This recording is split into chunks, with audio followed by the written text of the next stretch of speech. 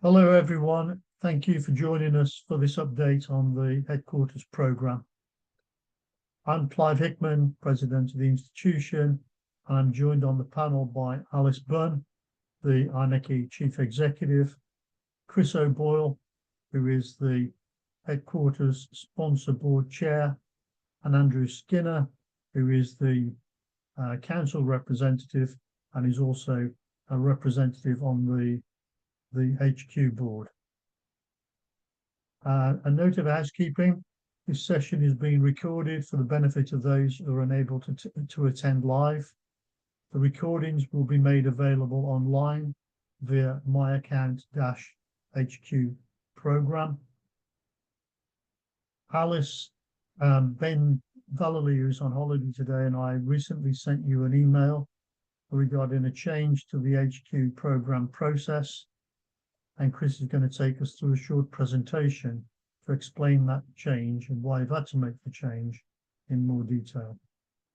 If you have any questions, please type them into the Q&A function, which you'll find the Q&A function in the navigation bar on the bottom of your Zoom screen, and we'll come to questions after the presentation. Thank you. Over to you, Chris. Thank you, Clive, and welcome to everyone for joining us. This is the third webinar that we've had in this series, and I'm here really to try and explain to you where we are in the process and why we're making the change and how we plan to address that going forward. So if I could have the first slide, please, Sienna. We'll have a very brief presentation so that you can understand the context, and then we'll invite you to ask questions, and we will answer them to the best we can. The plan is that those question and answers will be circulated in due course to you. We are recording today's session. So, Sienna, if I could have the next slide, please. So the context of this, just to remind everyone, is that following council guidance and trustee board approval, the sponsor board was established by trustee mandate on the 26th of July of last year. And I was nominated as chair. I'm also a co-opted trustee, and I've had a lot of experience in the property investment and development and construction industry over my career. So I then went about forming the board. It's representative of all of the constituents of the institution. We've got members representing CLC and the council. We've got the executive. We've got members of finance board and audit and risk. And we've also got individual members there as well. But the difference this time was that we decided we would have expertise from the market so that we could involve the most up-to-date values and costings as we look at the process to establish what's the preferred option for our headquarters estate. Lots of people have been at this, and over the last decade, we wanted to bring this to a conclusion with the best possible advice and knowledge from the market. We put together this strategic outline case. We've adopted a different approach, as I explained to members after the AGM on the 19th of September. We're following the government major projects Treasury guidance on major projects, and we prepared the first stage of that, which is a strategic outline case, and that was submitted to trustee board and the governance committees and was approved in November of 2024. We then consulted with council and sought their recommendations on the wording to go to the members. So that we engaged you with our first vote on what was the best way forward for our programme, looking at headquarters. We circulated an agreed pack of documents just before Christmas, and that went to all members, some by post, those that did not have email addresses, but a vast majority received it by email. We consulted with about 65,000 of the members, and we got a response of 12%, 7,853 voted for the recommendation by council and the trustee board. And that was to enable us to market the headquarters buildings. 82% of the vote was in favour, and so we were able to proceed. However, we have not proceeded to market the headquarters, as we have new information as part of our gathering that information from the marketplace. Recently received it, which changed our approach. So if I could have the next slide, please, Sienna. And the reason for not putting it into the market is that we subsequently have been advised that to get the best possible outcome for our institution, we should adopt a different approach. And the objective of today's webinar is to explain to you the rationale behind that and why we wanted to share that with you so that you could understand it, support it, and understand how we'll involve you in the process going forward.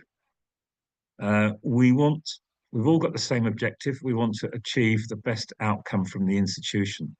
So the real reasons for the change in the approach are basically that we've been told that we can only go to the market with one vote.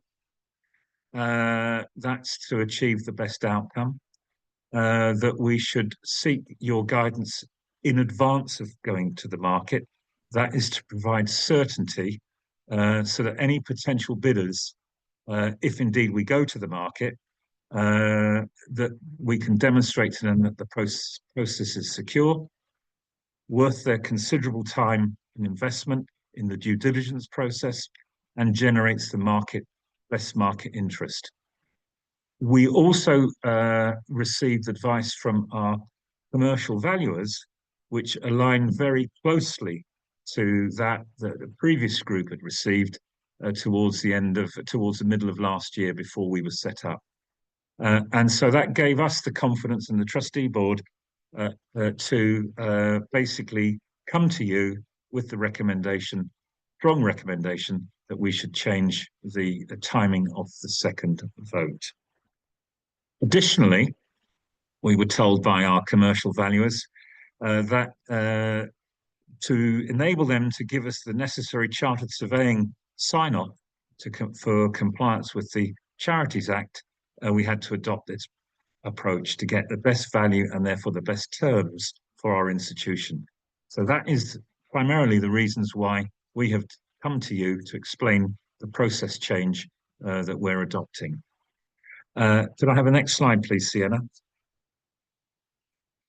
And so what we wanted to do was to brief you on the options available ahead of a further vote. So we're not asking you to vote now. This is a briefing webinar.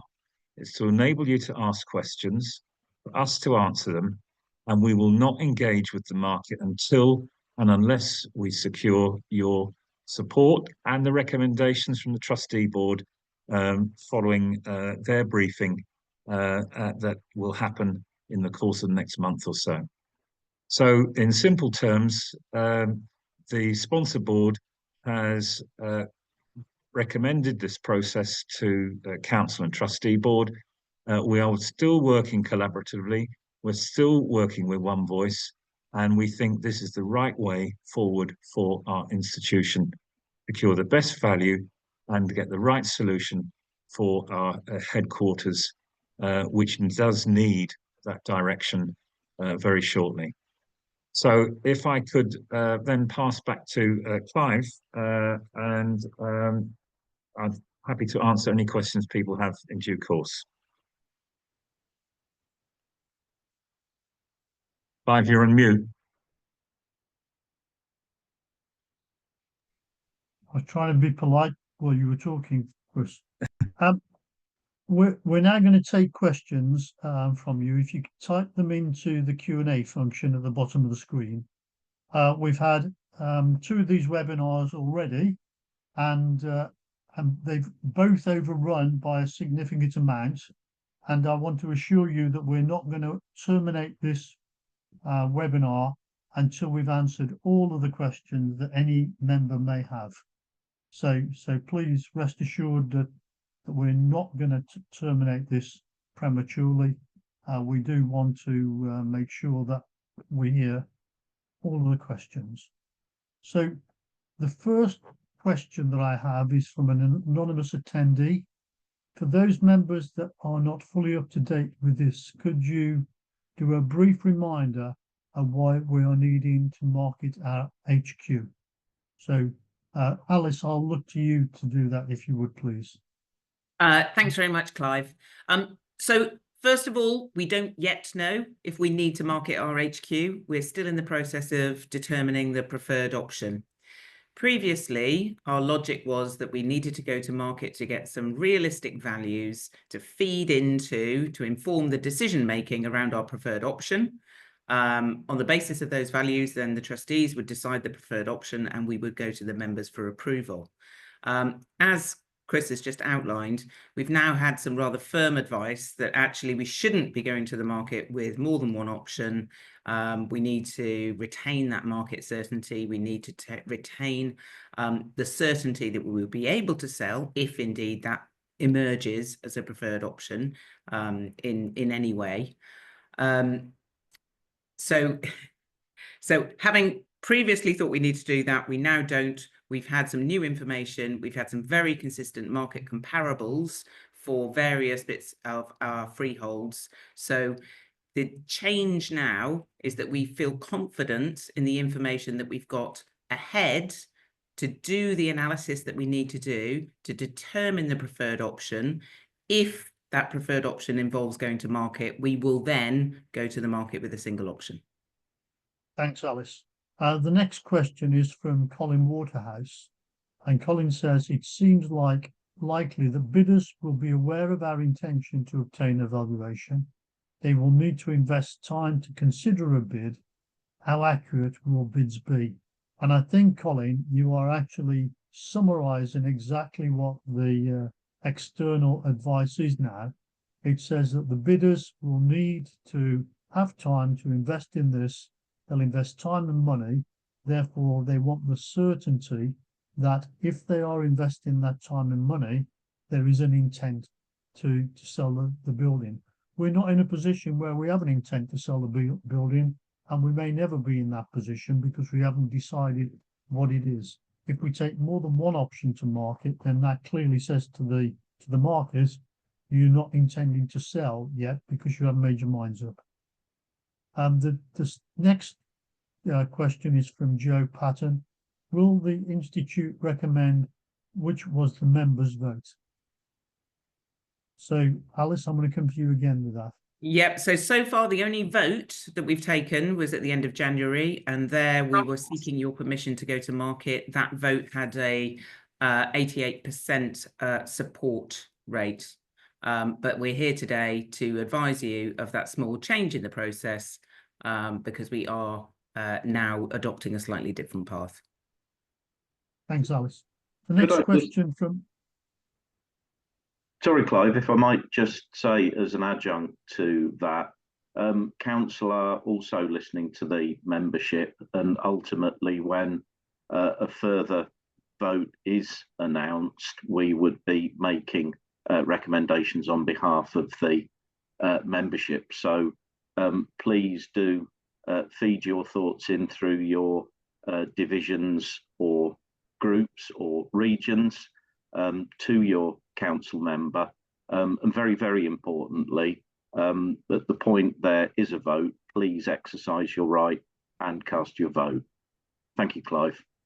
Thanks, Andrew. The next question is from Penny Taylor.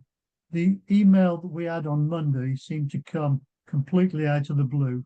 Is this a new idea stroke approach from the whole working group? Penny, this is something that the trustee board had been debating for about 18 months. We had a board meeting while Giles was still the president, and we thought that was a good idea. We went away to consider how to do it. We had another trustee board meeting about a month ago, and at that board meeting, we concluded that one of the ways to look to raise funds was to invite members to make a donation, to look at whether members would like to pay their fees for a number of years in one go. And there are some other things that are on the table, such as going to the Lottery Commission to see if we can get lottery funding, and also looking to rename rooms and sponsorship for renaming rooms, and also looking wider for other donations into the institution. The next one is from Helen Jackson Garside. If the building is sold, what will happen to the institution's archives and library? And I would add to that, Helen, to the question, and all of the artifacts. So I'm going to turn to Alice to answer that question. Yeah, thank you. Really important question. We already have a team of advisors advising us on heritage assets within the institution. Of course, I need to caveat all of this because we don't know what the preferred option will be. But I'm fairly confident that if there was any preferred option which involved leaving any part of the building, we would be very keen to maintain our heritage assets. You can see that a number of other institutions have done something similar, where they, for instance, moved into a different building but have kept some of the furniture, some of the heritage assets, and recreated that space, if you like, in a new building. So I don't know the answer directly, Helen, but it is absolutely something that we're taking seriously, and we would in no way lose those heritage assets. Thanks, Alice. The next question is from Jeffrey Holland. What are the current options for the headquarters building? So Jeffrey, we've got about 17 different options that we're reviewing. We're putting together a matrix that looks at those options in terms of the economic position, but also the non-financial factors that relate to the various options. And it's our intention that as we arrive at a decision, as we move towards a decision, we will have a series of webinars, and during that series of webinars, we will take the members through the whole 17 options that we have, how we've positioned them relative to their economic and non-economic values, and then look at how we hone that down to a single option. The next question is from Joe Patton. Why was this additional information made known? Why was this additional information made known prior to the first vote? I think the question is, why was this information not made known prior to the first vote? And maybe I can ask Chris O'Ball to answer that one, please. Thank you, Clive. Thank you, Helen. Just to set it in the context, as I explained to you, we started the process really in September of last year, once we started to get our development manager on board. They then onboarded a lot of our external advisors, including all of the range of experts that you'd expect. And at that stage, we were looking at the options around the building, what to do, what the condition it was in, the structure, the building surveying, the M&E, the fabric, etc. And then just before Christmas, we onboarded our commercial valuers, Cushman Wakefield, who are international practice. They really started work in January, and we received their first briefing on how to engage with the market in during the member voting process. And I thought, oh dear, this is desperate. So we interrogated it very hard. We tested it. We challenged them. We asked for the comparables. We tested it with lawyers to see whether their recommendations were sensible and reasonable. We then briefed the trustee board, and hence the process has been outlined by Clive, where we're going through explaining why we're having to change this to get the best value for the institution. We received it during the member vote process, so in very late January, early February, and it's part of our outline business case preparation that we've incorporated those values, comparables, into the process. So, in simple terms, we got it in very late or early this year, as it were. Thanks, Chris. Clive, do you mind if I just come in as an adjunct to that? Because all of what Chris said, plus we were receiving the specific advice on how we achieve best value for the institution, and obviously that's something that we would want to do. We were also in parallel receiving conflicting advice, which was around the process that we should follow. So we've employed Concerto. They're a team that typically provide advice to government on their major projects, on adopting the right process. The Concerto advice was absolutely that we should take more than one option to market if if that it became our preferred option, in order to be able to demonstrate to the membership that we had fully tested viability. So we were juggling conflicting advice. One was advising about market value, the other one was advising on process. And it's also fair to say that we were absolutely breaking new ground here. We've never got to the point in the many years that this particularly thorny problem has been on the table. We've never actually got to the point of going to market. So the timing is without doubt unfortunate, but I just wanted to paint that wider picture of the different sets of advice that we were having to navigate through at the time. Thank you, Alice. The next question is from Jonathan Lee. Will a vote of yes commit the institution to a sale? I think it's a little bit premature there, Jonathan, because we don't know yet what the option will be that is presented to the members for the vote. A vote of yes would only commit the institution to a sale if the option is for a sale. And as I said, there are 17 options that we're working through, and we haven't yet got to a position where we are ready to come to the members with an option, and we want you to share with us the journey of arriving at that preferred option. The next question is from an anonymous attendee. Is there a minimum number of members that need to vote for the options? And the answer to that question, I believe, is 40. We were asked that question yesterday. Alice thought at the time it was 50, but came back later to confirm 40. Right, just to be clear, we need a 2/3 majority to pass the vote, and 40 is the quoracy number. Yes, thank you. Thanks, Alice. That's good clarification. The next question is from Daphne Wasserman. How much of the property could be sold off or rented out? What would this achieve in terms of the funds required?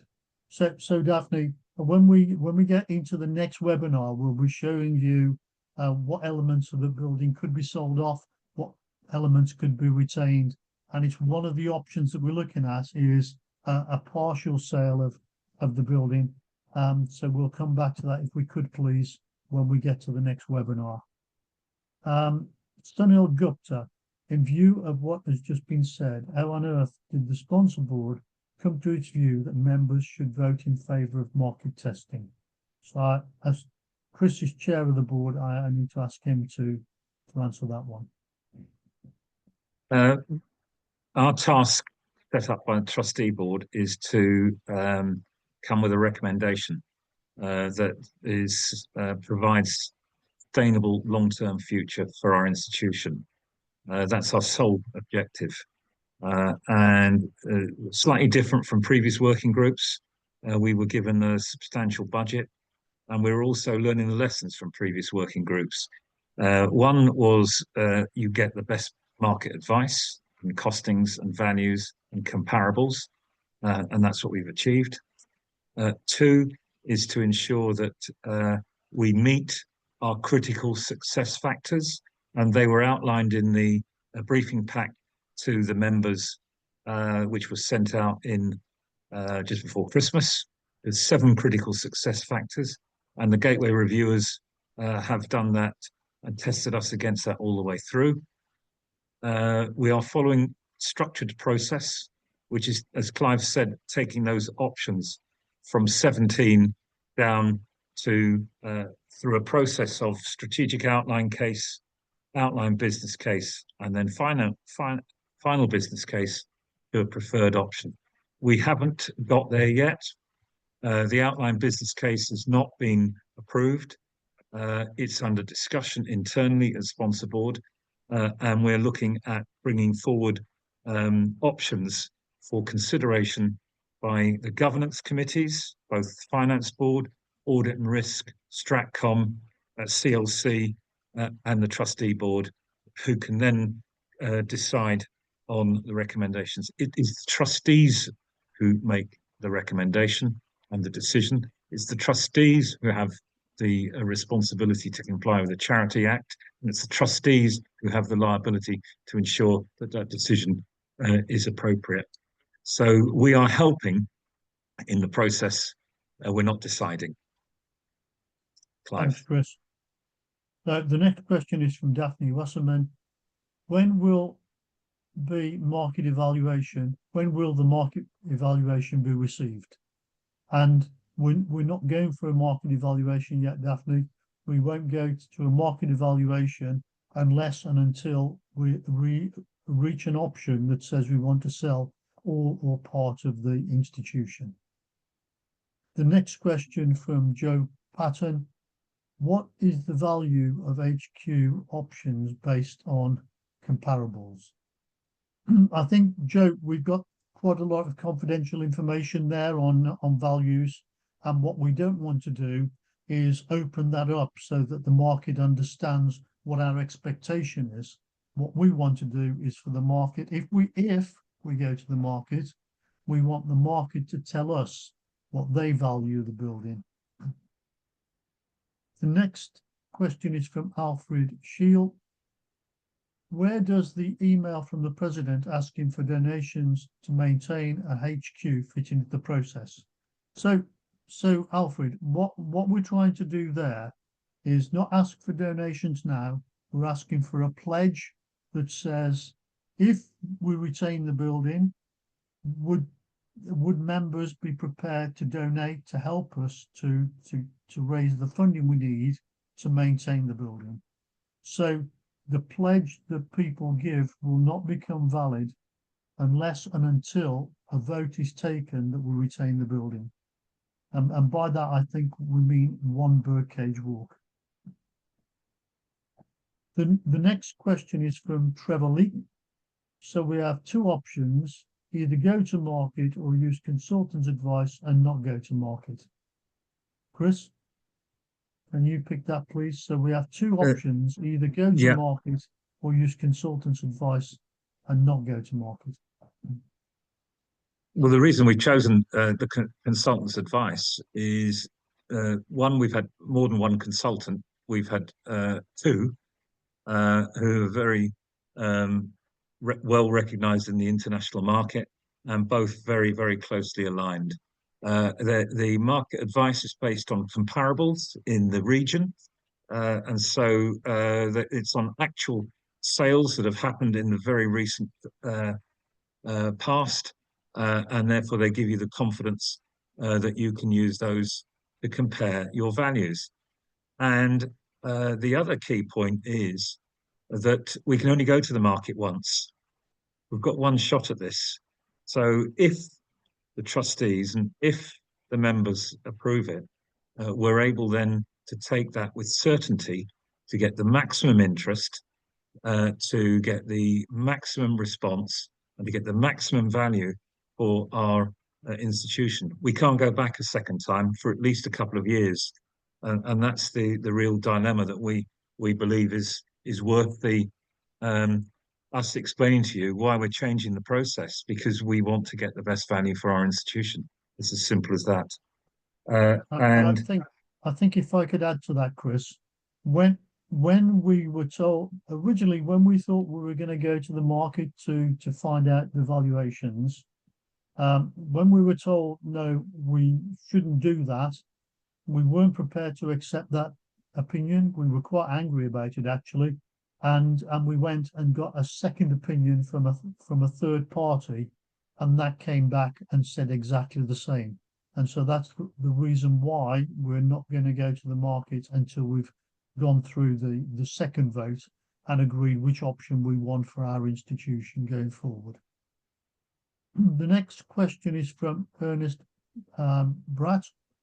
With the very low member percentage response to the previous vote, 12%, is there a minimum percentage response, e.g. 40%, for the second vote to be valid? No, that's not correct, Ernest. We need only 40 members to be quorate. That means if only 40 members voted, as long as 67% of those that do vote in favour of the motion, then the motion would be carried. Clive, just to jump in here, we don't want only 40 members to vote. We are really very keen that we engage with as much of the membership as possible. We really, really encourage you to participate. I can see Andrew nodding. I think council have been very much sending the same message. It is in all of our best interests to take a decision that is in the, in the best interests of the majority of the institution. So we really would appeal to you to continue engaging as you are this morning, this afternoon, this evening. Thank you. No, very much so, Alison. We're pushing to increase that turnout. We really, really do want members to vote, please. And if I could just finish top and tail that, as it were. The first vote was really illustrative. It was there was no risk. We were just seeking your guidance and support. The next vote is critical.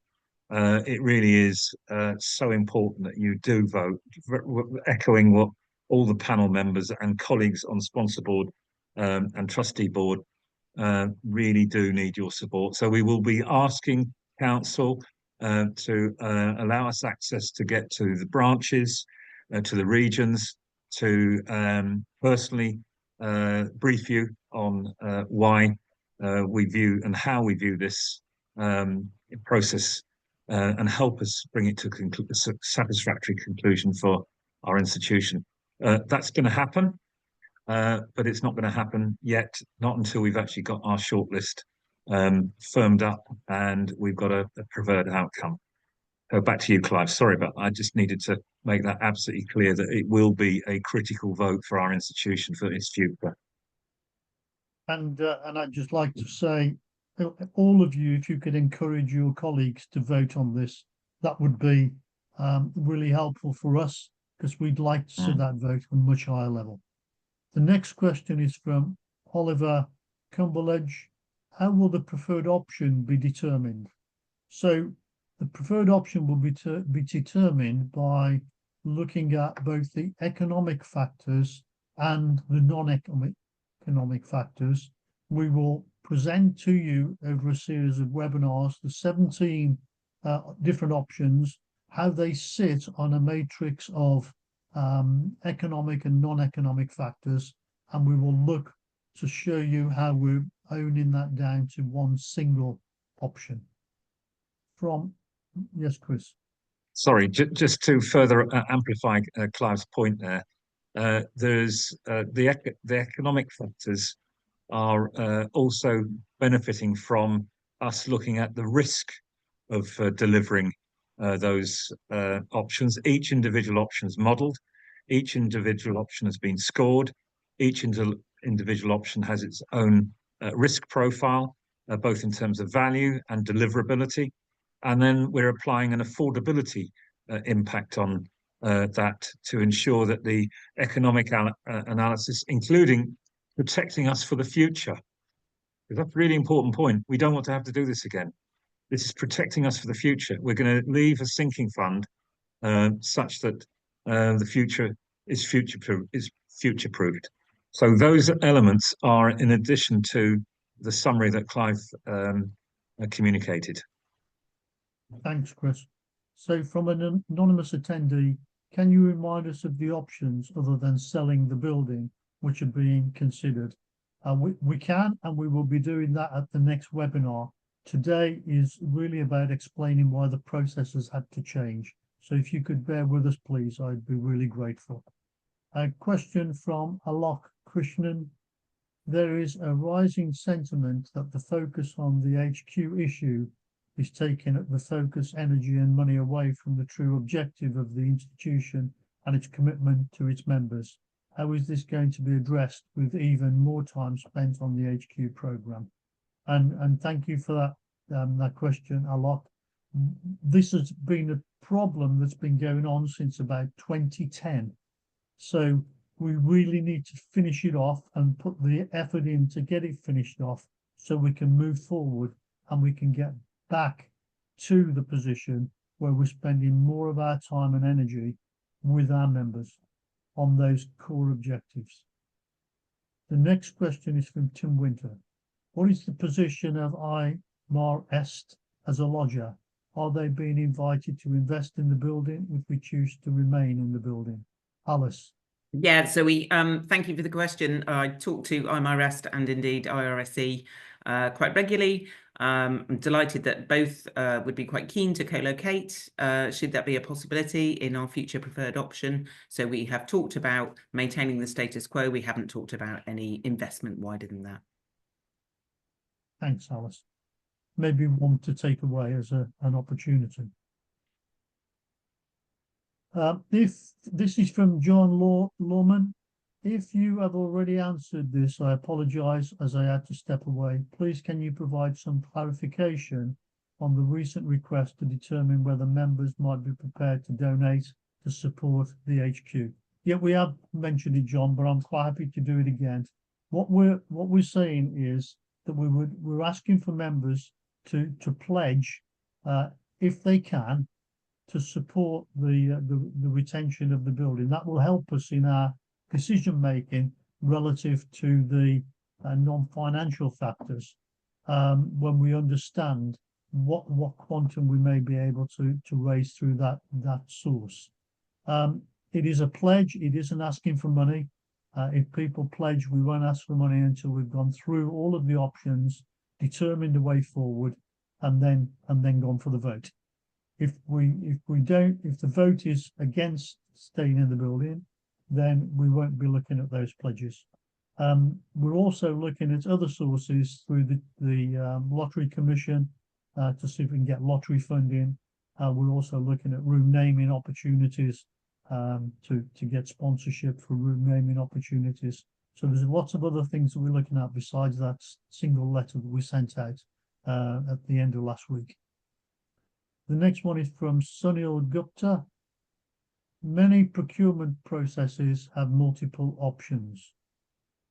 I think that's a statement of fact rather than a question, Sunil. But in this case, the advice has been that we should go to the market with only one option.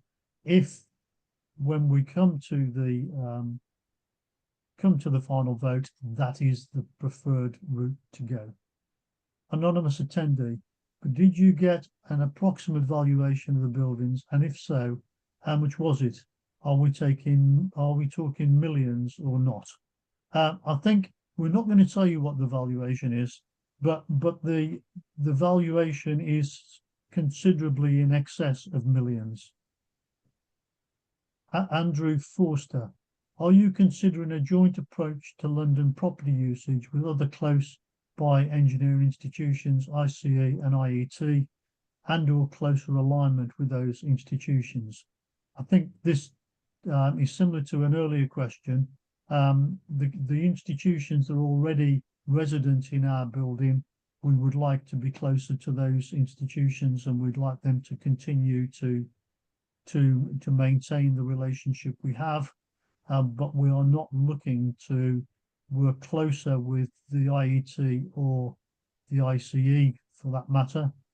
But we are looking that maybe there could be a possibility if the decision is to sell our building, whether we could move and share a facility with them, but not closer than sharing a facility, nothing to do with merger or anything like that. From Alfred Shale, I thought there was an option to sell part of the building, so I asking members to agree to all or part. So Alfred, we're not asking for anything at the moment. What we're trying to do is to say we want to get to a point where we understand what the options are and which is the best option for our institution. It may well be that we come back with we want to retain all the building, we want to sell all of the building, or we want to sell part of the building. None of that has been decided and won't be decided without further engagement with all of you members because what your input into that process. Simon Chandler, thanks for the update. Do you have a developing view of a preferred option, not expecting you to disclose, and will you develop plans further for post going to market if that is the chosen option before coming back to a vote? I think, Simon, that we've got all of the options on a matrix. We're ratifying how that matrix is at the moment. When we come to the next webinar, I think you'll be able to see from that there are some options that clearly stand out and some that clearly are not viable. And what we need to do is determine how we resolve the ones that are viable into the best option. This is from an anonymous attendee. How are members impacted by the HQ building or its location? How many members will ever make use of the current HQ building in London?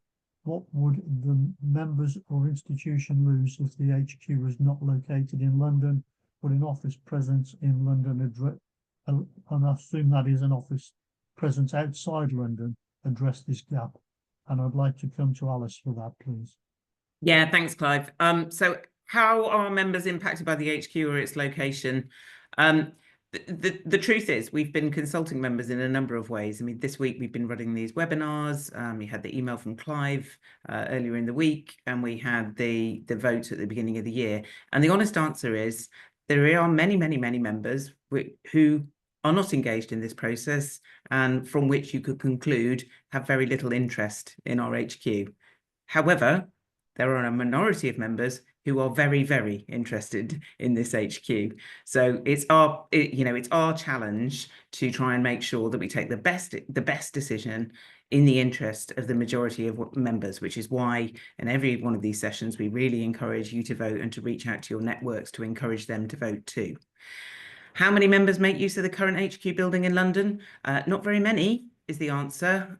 Day to day, you will probably see sort of 10 to 12 members coming in to use the facilities, to use the library. It's a really pleasant working environment, and I think members enjoy that opportunity. Conversely, we'll have days when there'll be prestige events and you'll have, north of 100 members in the building.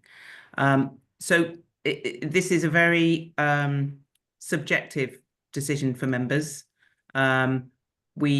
So far, the working group has concluded that we need an HQ.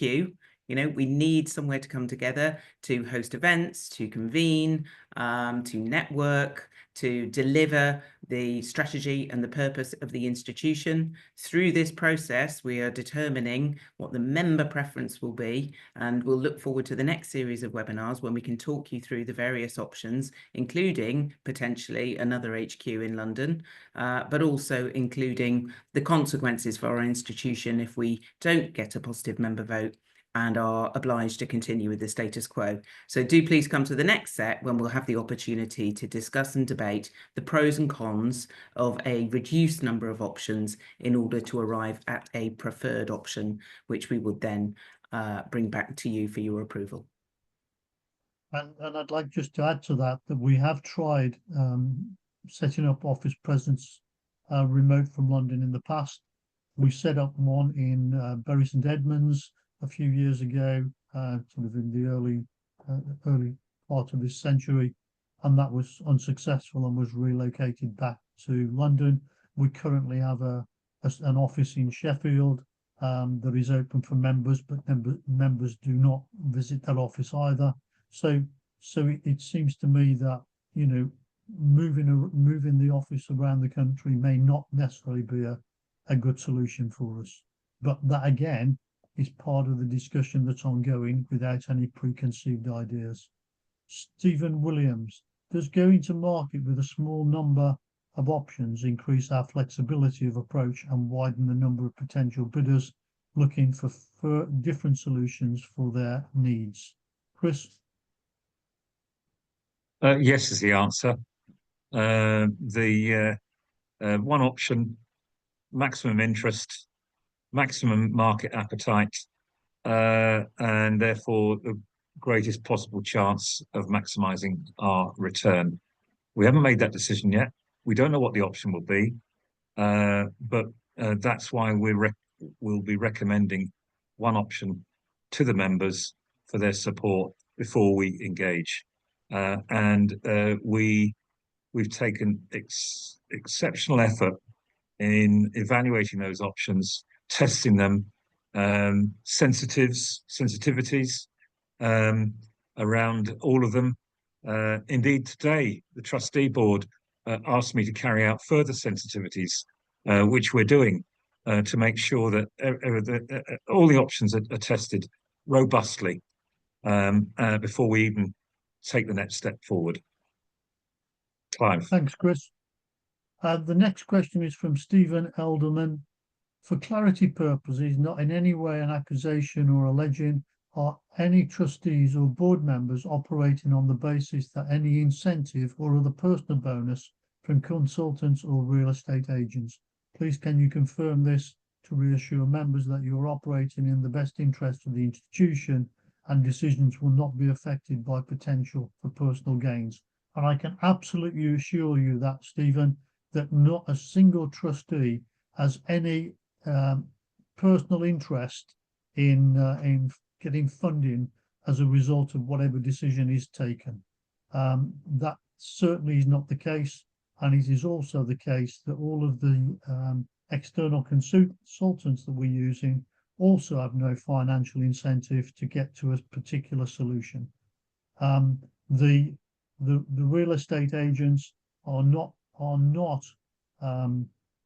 rewarded on sale or not sale.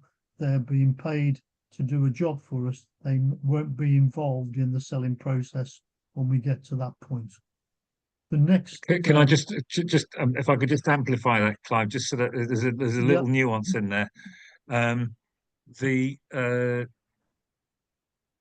professional advisors a lot of them are on fixed lump sums, and we have our development manager who is on an hourly rate, in essence, a lump sum, fixed. Our strategic property advisor is on the same basis, and our business modeler is also on the same basis. The nuance is that should we decide to go to market, the commercial agent will be remunerated from that sale. So that is the slight nuance I wanted to make sure, because that's how the real estate market works. They have provided us commercial advice. If we don't go to market, they don't get paid their fee for the sale. If they do go to market on all or part, they will get a fee based on that sale. Just wanted to make sure that we are totally transparent in that. No problem. I just wanted to just a clarity. And the lawyers, they're on the usual hourly rate. So we've got lump sums up front for preparation. But if we end up with a sophisticated structure, because we are looking at tax, we are looking at legal structures, we're looking at freehold, we're looking at leasehold, and the implications of those. And that requires development agreements, management agreements, leasehold structures, premiums, all of that. But that's some way down the line, and they would be remunerated for that. Sorry, Clive. Thank you. Thank you. The next question is from Malcolm Robbins. Why was it considered necessary to market the 3 properties together as a block and not individually with separate votes held accordingly? Chris, could you answer that, please? Yeah. The bylaws really restrict 1 birdcage walk and 1, 3, and 5 stories gate, which is basically in birdcage walk. The trustee board has extended that restriction across the birdcage walk estate, so we have to get all of the members to support that. That's the trustees' election. The advice we've received is by marketing the whole estate, you will secure a marriage value greater than the sum of the individual parts. Because it's a larger estate, it gives you a greater opportunity to create a value out of whatever they use it for, and therefore it increases the value to the institution. If we break it down, then you get, in essence, divorce value, which is the difference to marriage value. You get divorce value where you get the sum of the smaller parts. So each part has been valued individually. The sum of the whole is greater. Thanks, Chris. The next one is from Rodrigo Zaplane. On the case that the preferred option is to market our HQ and this is approved, what would happen then? Where would the institution be based?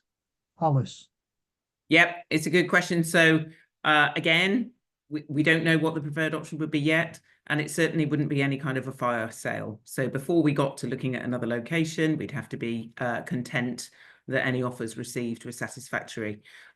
Just this morning, in fact, we approved the terms of reference of a group that would be tasked at looking at a different location for our HQ, but that work hasn't kicked off in earnest because it would be preemptive to do so until we have developed that preferred option. And whilst we've set the terms of reference for that group, we have not set that group up. We don't intend to set that group up until we've had a vote, and that tells us what the members want us to do. From Andrew Foster, are you considering a joint approach to London property usage with other close by institutions? I think we've already answered that one, Andrew. An anonymous attendee, considering our international presence and growth ambition, would a national HQ strategy be better? If the building were not to be retained, renovated, how much money the institution will save, and how can that be put to good use for the benefit of all the members?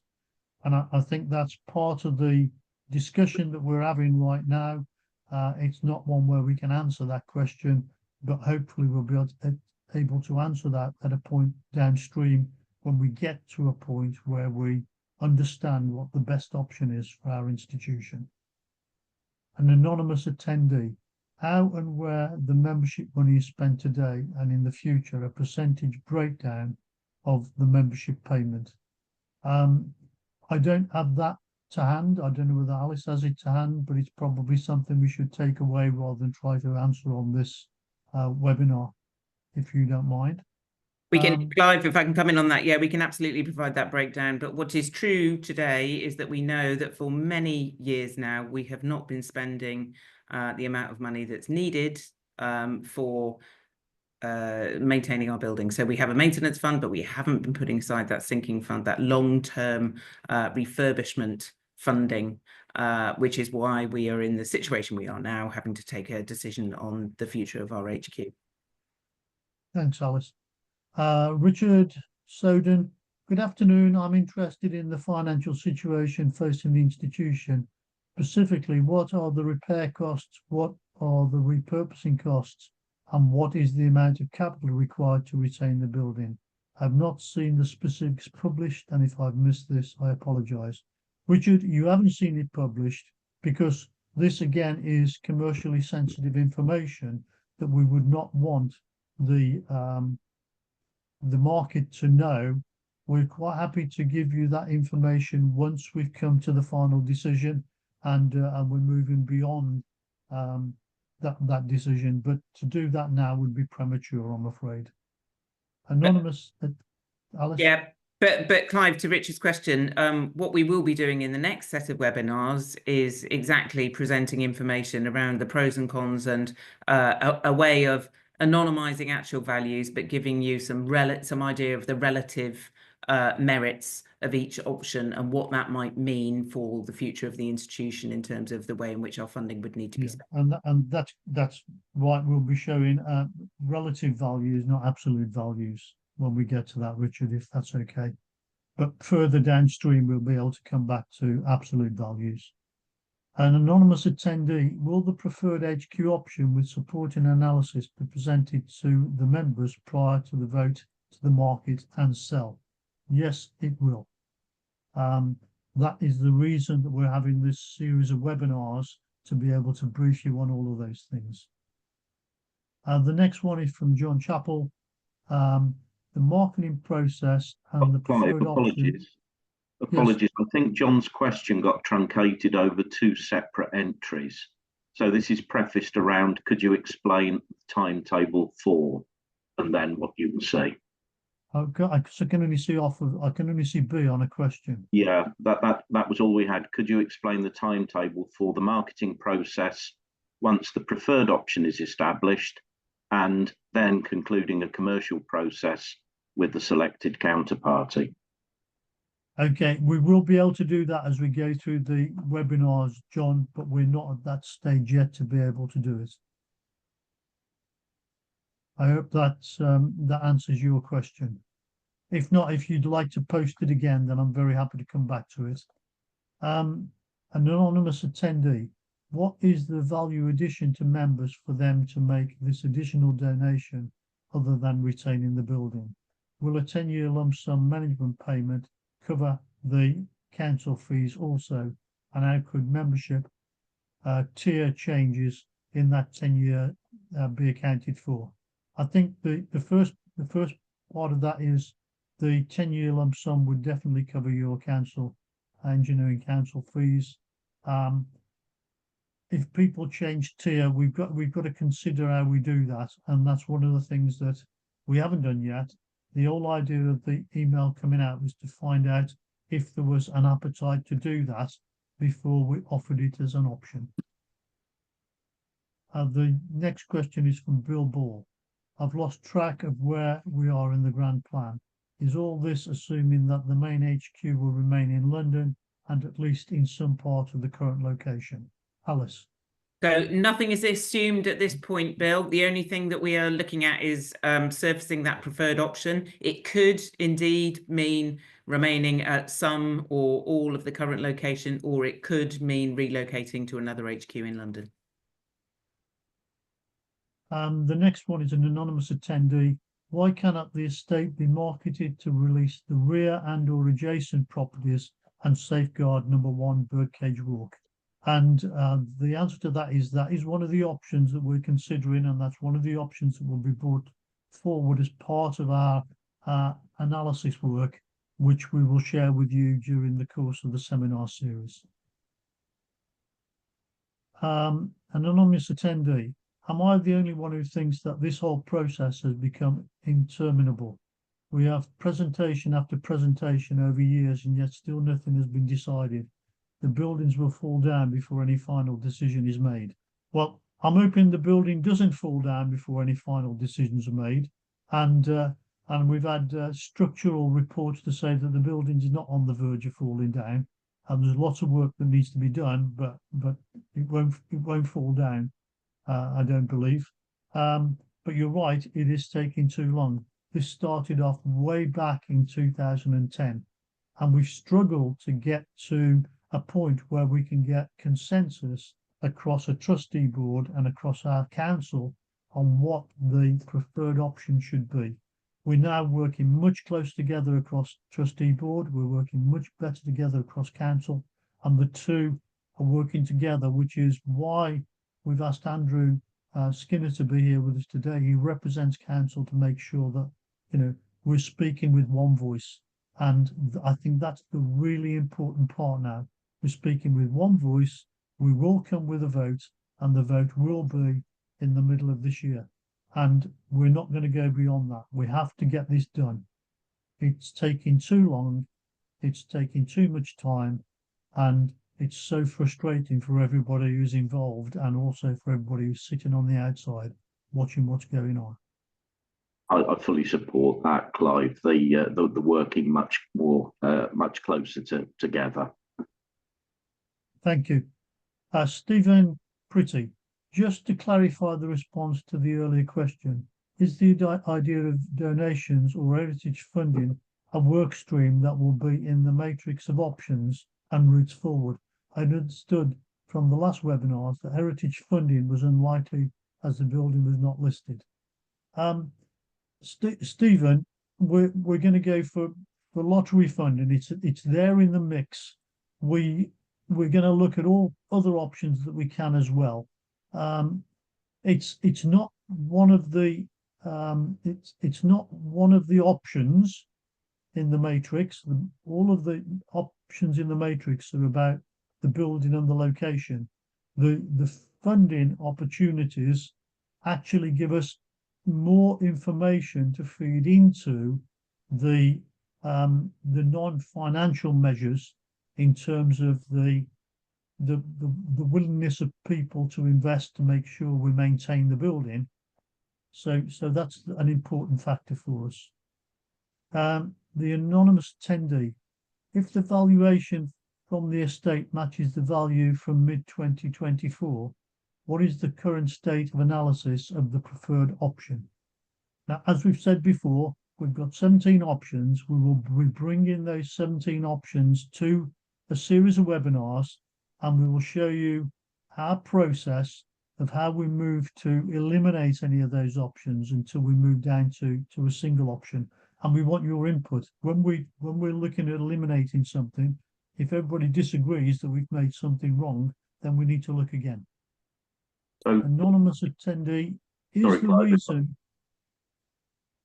if I may, I was just going to ask everyone, please do keep an eye on the IMechE website, on your inboxes for further communication. These 3 webinars are just presenting one particular topic. We very much want to take you on the journey with us as members, and that further communication will indicate when those opportunities are. And we really, again, would love your involvement in those future webinars to help us move this forwards. Thanks, Clive. Thank you. Anonymous attendee, is the reason there is the need to consider selling the HQ building due to costs? Is it too expensive to keep? I think the answer to that is that we have underinvested in the building over the last 40 years, and it's not too expensive to keep once it is in a viable state, but it is very expensive to get it to that viable state. And what we have to do is work out how we can do that. If we can't do it, what are the alternatives that are available to us? And that's what all these options are about. So Simon Hogg, please can you give us a flavour of the type of option that is being considered other than complete sale? Not all 17, but what type are you thinking about? So just to give you a flavour then before we move on, the one is to retain everything. Another is to sell part of the building, which could be selling 8 to 12 Old Queen Street. It could be selling number 3. It could be selling number 3 and 8 to 12 Queen Street. It's looking at if we had a joint venture with a hotelier, would that help us to do something? So those are the sort of things that we're looking at to try and see what is the best option for us going forward. So John Brian Cook. Selection of the right option depends critically on the cost of the necessary repairs.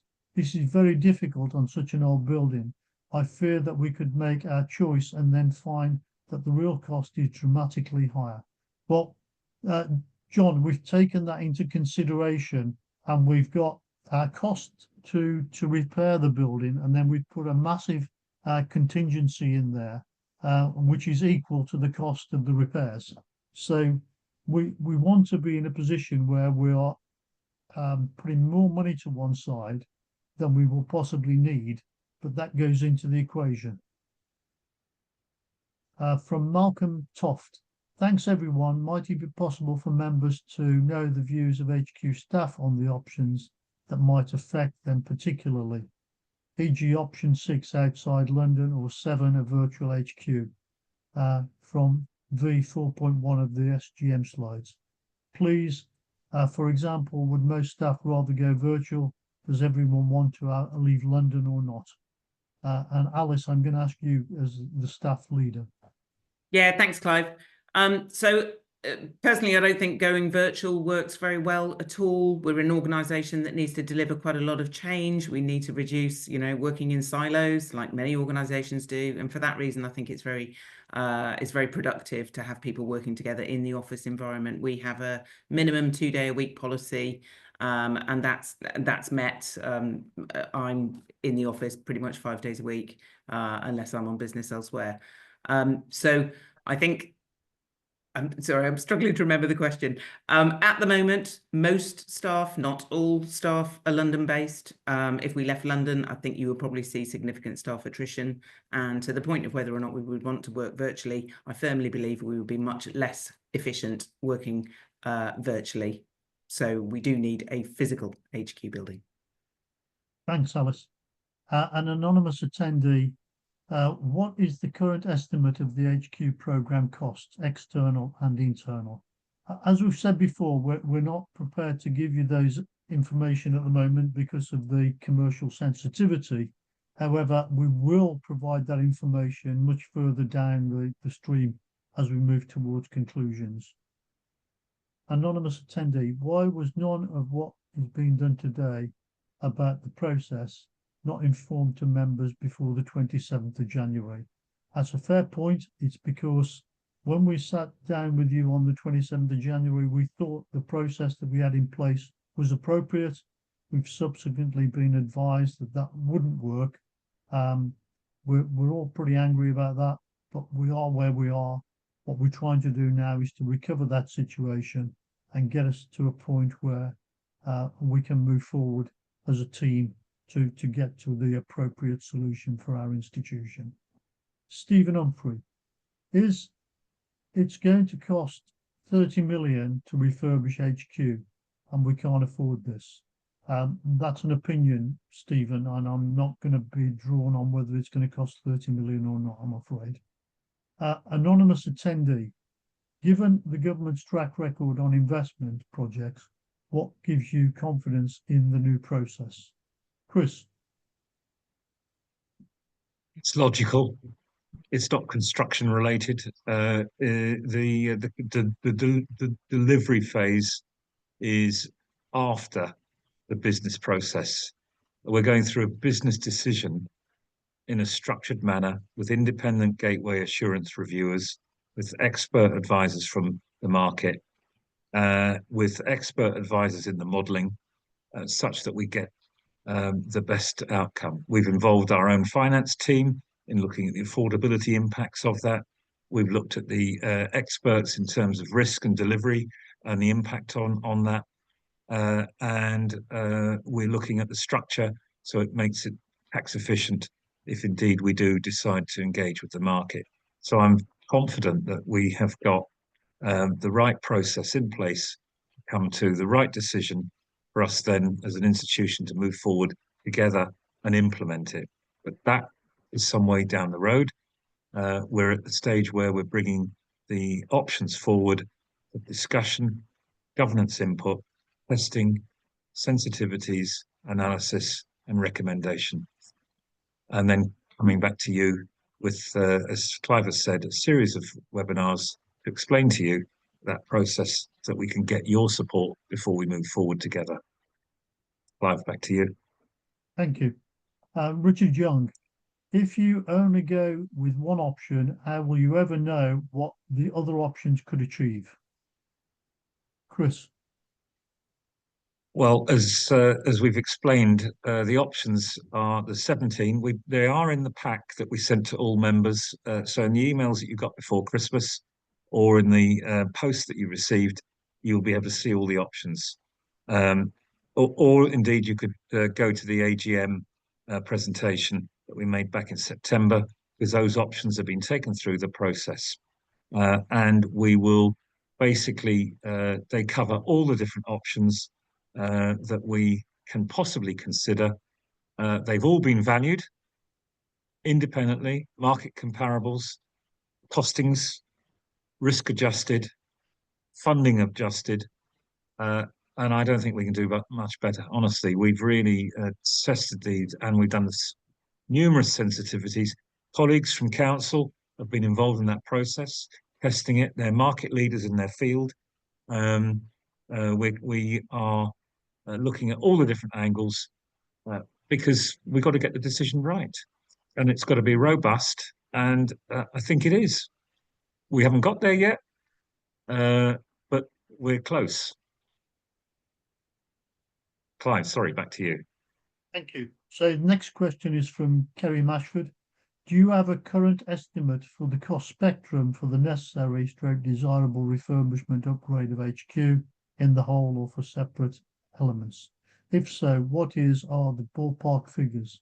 My reason for asking this now is to get an idea of the level of funding and sponsorship that might be sought from members. Kerry, I'm afraid we can't give you that information right now because it really is commercially sensitive. I'd love to be able to, but right now we have to retain that information as confidential. Anonymous attendee, will you share all 17 options or maybe verbally describe roughly what they entail? Yes, we will, and we will do that on the next round of this series of webinars. When we send that out, that will be what we're talking about at that next webinar. Although, Clive, in fact, if our member would like to refer back to the information shared prior to the first vote, that was included in the briefing pack, and we will go into these in further detail in the future webinars. Yeah. Thank you, Ross. Jonathan Lee, I believe this may have been asked by previous briefings, but I'll ask again. Why have the buildings been allowed to deteriorate to the extent where this programme is now required? I'm afraid that we as trustees today can't speak about what's happened in the past, but we have had underinvestment in our buildings since I think the last upgrade was in 1984. So certainly 40 years since the last full upgrade. We do spend around 1 to 2 million per year on maintenance of the building, but that's not enough to get the building back to the condition it should be in and what we would all like it to be in for the future. Adrian Hawkes, if the building were to be sold, would that automatically mean we would need to vacate the building completely, or could we still occupy some of the space for rental? Well, Adrian, that will depend entirely upon what is sold and what isn't sold and what it's sold for, what the buyer wants to do. If we decide that's an option, I think it's too early for us to really answer that, other than in very general glib terms, I'm afraid. Candish Maruti, going by the last vote, only 12% of members voted.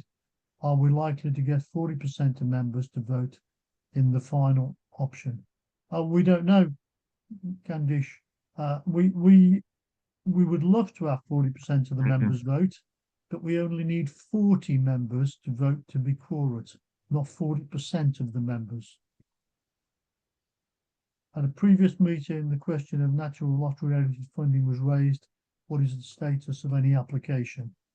The application would be made once we've made a decision on what option we're going to go for.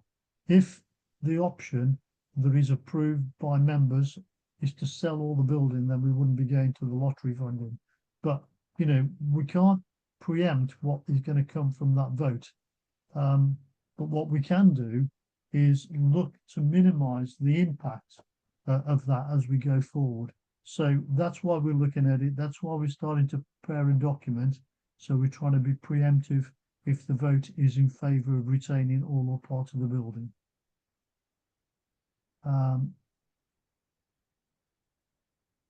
Stephen Humphrey, are we now going to be asked for a vote to proceed with a single option that we won't know what it is when we vote? No. Certainly not, Stephen.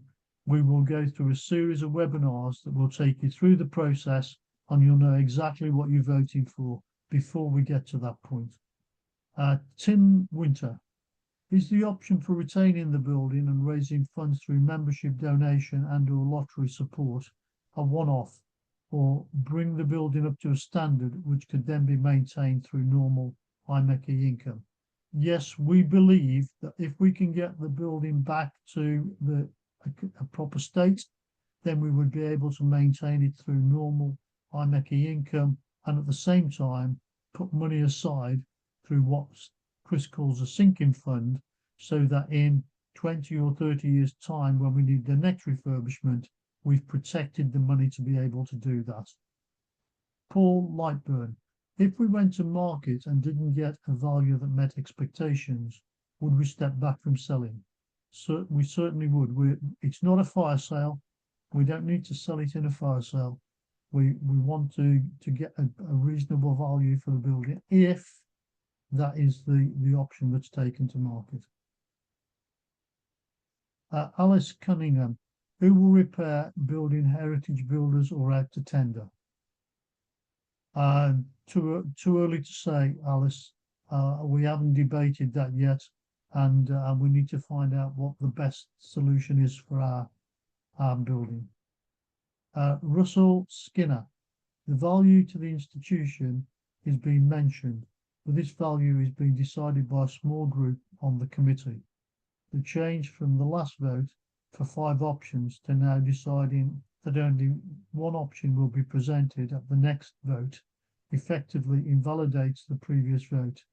You are using a consultant's advice to discount the binding vote taken by members. Chris, would you like to answer that, please?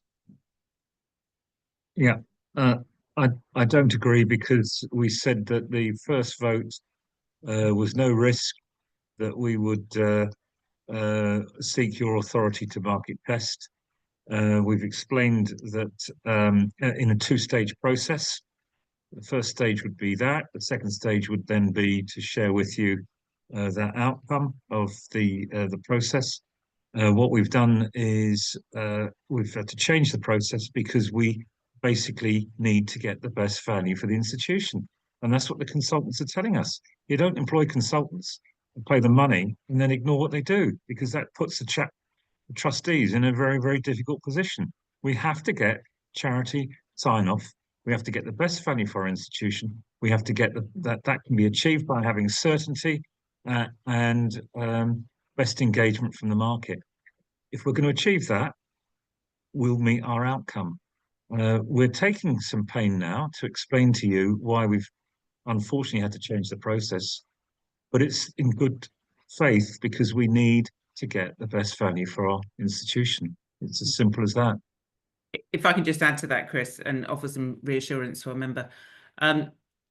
If I can put it like this, the control has not shifted. The order of our decision making has shifted, and we are using now the very consistent market comparable data in order to run our analysis to derive the preferred option. The trustees would have always been responsible for deriving the preferred option, but it remains the members' approval. So the sequencing has changed, but the control has not. Thanks, Alice. The next question is from Alexander Orchin. 40 seems a very low number to get an answer. And it is, Alexander, the 40 is written into our bylaws that when we have a general meeting, we need a minimum of 40 members to vote on any motion. But it is a very low number. It would mean a change in the bylaws to change that.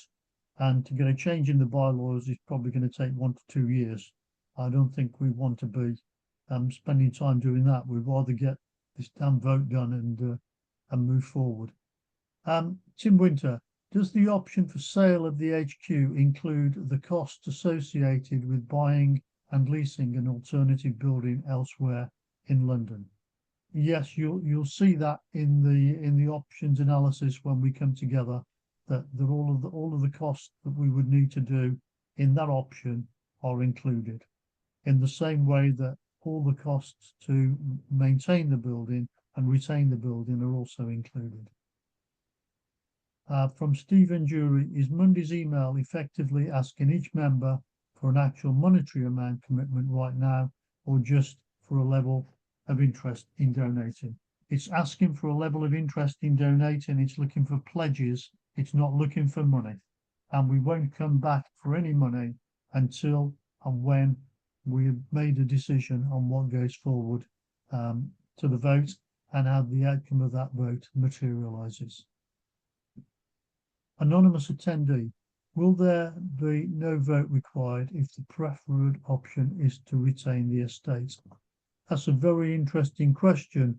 And I think that if the preferred option is to retain the whole estate, there would be no need for a second vote. Can I just add to that, Clive? If the preferred option is to retain the whole estate, whilst we're still doing the analysis, it would appear very likely that we would have to raise a mortgage, and we would indeed need to go back to the membership for their permission to raise a mortgage against the building. Yeah. So a second vote would be about raising a mortgage rather than about retention or any other option. Yeah. Malcolm Robbins, why was it considered necessary to market the three properties together as a block and not individually with separate votes held accordingly? I think, Malcolm, we've already answered that question about the fact that it would be devaluing the overall value. The sum of the individual parts is not equal to the whole. David Brooks, you advise a high level of confidence of the market value by your two consultants based on recent sales of similar buildings in the area. How did they assess the cost of repurposing an old building?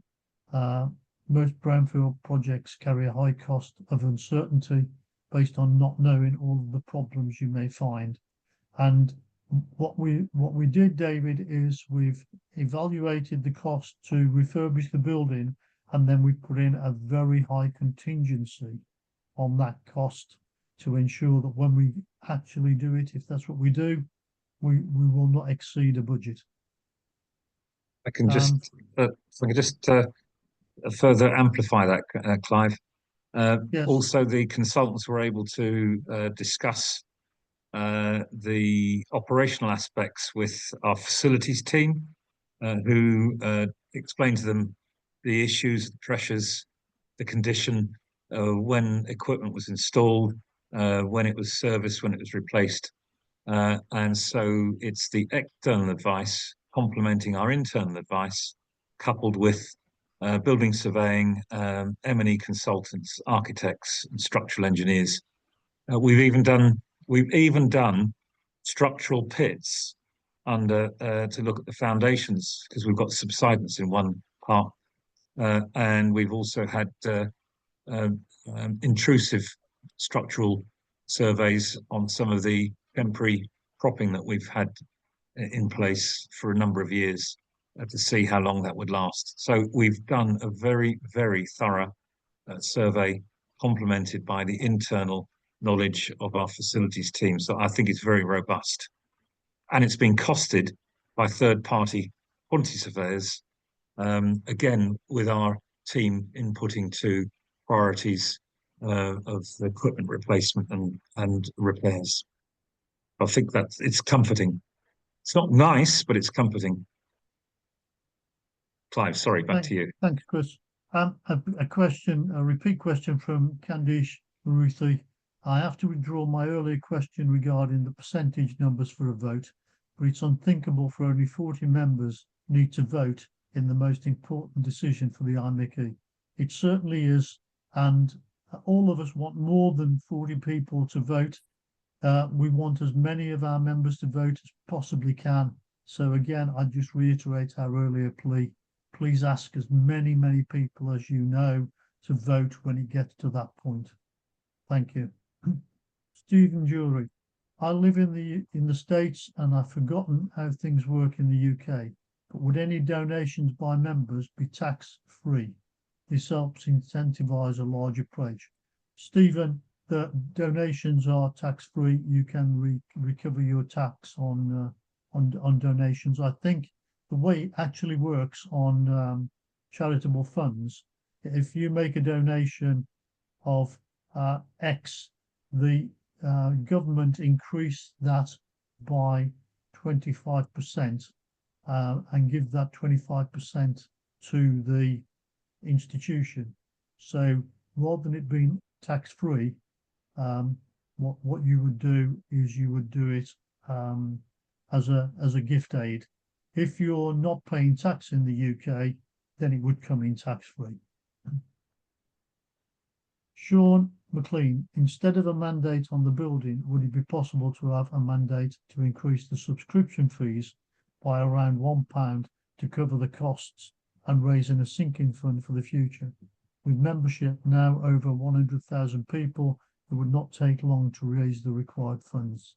This would negate the need to leverage the assets, maintain a foothold within London, and allow the institution to still rent out a portion of the building. Seeing as nearly all services have raised their prices, £1 would not be an unreasonable ask. I would ask that you consider this as a real option. But the reality is, if you raise the membership fees by £1 with 100,000 people, that's only £100,000, and the cost is going to be much higher than that to refurbish the building. And of the 100,000 members, only half of the members are actually fee paying. So that wouldn't be an option to do that at such a low number. The number required to do it would be, I think, beyond many people's capability. Stephen Edelman, when the feedback was put only one option on the market, did that come with a preference from the selling agent? Chris. There are a number of options. They haven't given Chris, I think it's a different question. I think the was- question is, when we needed to change our plan, instead of going to market with several options, to only go to the market with one option, was that from the selling agent?